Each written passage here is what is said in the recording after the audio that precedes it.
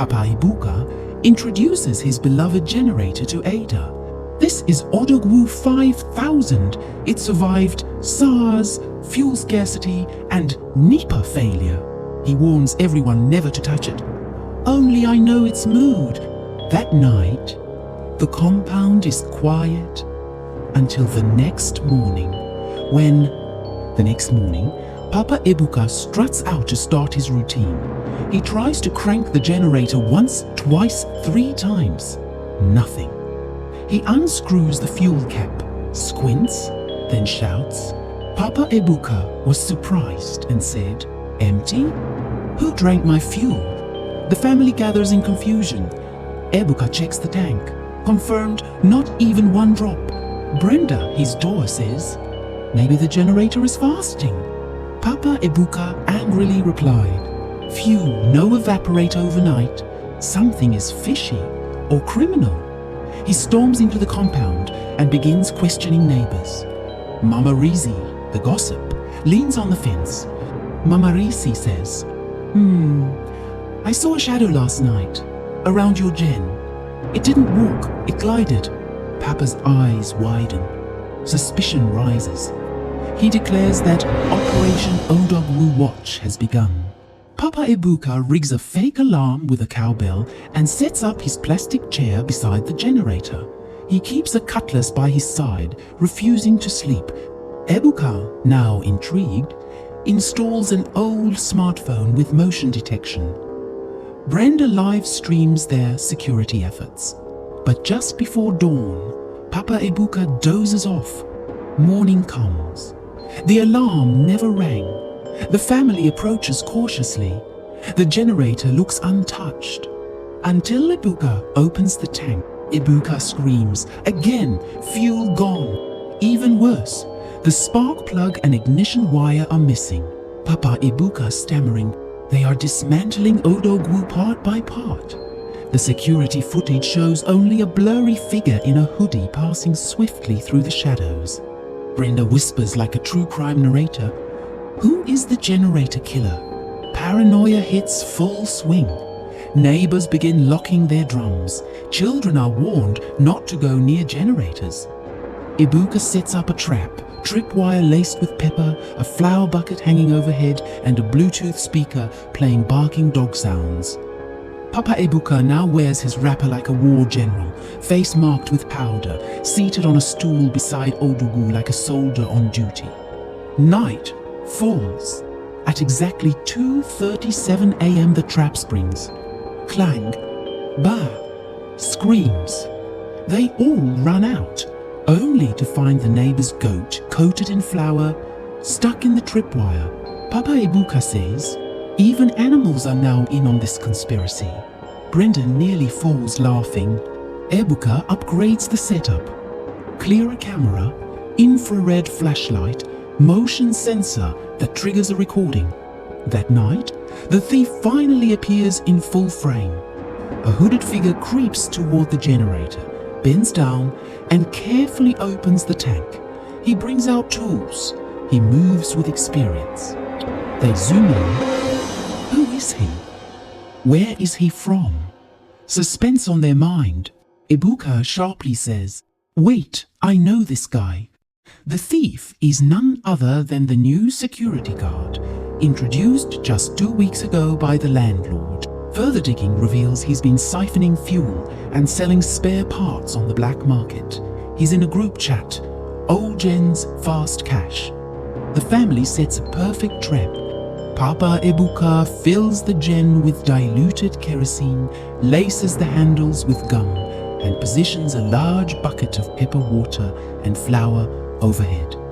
Ibuka activates motion sensors, and Ada gets the camera rolling for her vlog. At exactly 2:59 a.m., the thief returns. As he touches the gen, splash, alarm, light flash. He's caught red-handed, drenched in pepper and glue, his hoodie stuck to his face. Neighbors gather. Mama Risi screams, "Blood of Jesus!" The thief tries to run, but slips and falls into a pile of jerry cans. Papa Ibuka delivers a dramatic speech. Let the world know you can steal part of a man's gen, but not the soul of Odogwu. They immediately alerts the authorities, and the police arrive to take him away.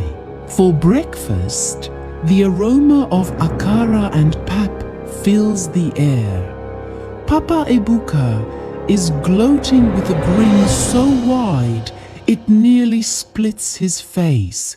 Let me officially welcome you all to the compound of champions, he says, tapping his spoon on his mug of Lipton tea. For 3 nights straight, our Gen thief failed. Odogwu 5000 is undefeated. Ada is live on Instagram, narrating the event like a red carpet ceremony. Ibuka cracks jokes, even putting a plastic crown on Papa Ibuka's head. But Mama Ibuka watches silently. This victory soup we're drinking, she says. Just make sure he no turn to tears stew. That thief get assistant, I feel am. Papa Ibuka scoffs. Woman, please, let's enjoy peace for once. Just as they raise their mugs for a toast, Ada notices boot prints near the generator. Daddy, these no be your slippers, Printo. Night falls. Thunder rumbles far away. A neighbor, Uncle Sule, starts his small tiger gen. Moments later, it sputters violently and dies in flames. Screams erupt. The compound gathers. Somebody poured salt inside my gen! Salt inside! He yells, waving a burnt spark plug. Another woman finds sugar crystals in her tank. In the morning, Papa Ibuka finds a paper note stuck to Odogwu. This is not over. Fuel is life. Ibuka, Brenda, and Papa Ebuka enter full investigation mode. Suspicion begins to circle like a vulture. Then Mama Risi drops a bomb. I overheard that someone said, if PHCN won't bring darkness, I will. Who said it? All eyes turn to Papa Ebuka. A neighbor snorts. Didn't you say that last week when Nipa brought 24-hour light? Papa goes pale. 2 days later, there was compound meeting. Chairs are arranged in a circle under the guava tree. The landlord's rep reads out a new rule. No gen allowed between 9 p.m. and 6 a.m. unless it's silent. Voices rise. This is discrimination against the old gens. Our light, our right. A sleek new tenant, Mr. Tony, stands with calm arrogance. Let's embrace solar. It's the future. Papa Ebuka growls. Future that can't power my fridge? If sun strike, who you go call? Laughter erupts, but the rule is passed. Papa Ebuka leaves, humiliated. Brenda captures his silent march back to the house. That night, thunder roars. The air is heavy. Odogwu sits silent but proud. At 3:12 a.m., the silence is broken by the sound of metal clanking. Papa rushes outside and stops dead. Odogwu is bleeding fuel. Its side panel is ripped off. Coil wires hang like entrails. It wheezes as if trying to cry. They touched him, Papa Ebuka whispers. They keyed Odogwu. Ebuka rushes out with his phone. Daddy, The footage, it shows a man wearing your wrapper. Gasps echo through the compound. In the footage, the thief is dressed just like Papa Ibuka. Neighbors begin to whisper. Mama Ibuka holds her head. What if he's staging everything to look like hero? Ibuka and Ada track an online listing. Old Gen Coils.